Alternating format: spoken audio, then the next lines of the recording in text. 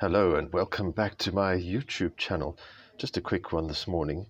We in South Africa have a thing called load shedding where they don't have enough capacity to supply us with electricity. So we get an outage for about 2 to 2.5 hours, and that can be up to twice a day, maybe even more as it gets worse.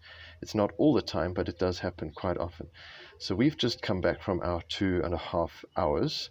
And obviously now the grid is taking a bit of strain. So just to show you what this looks like, so the blue phase voltage is 217. Now we are supposed to be 230 volts because the transformer is set at the moment at 230. So you can see there's a drop there.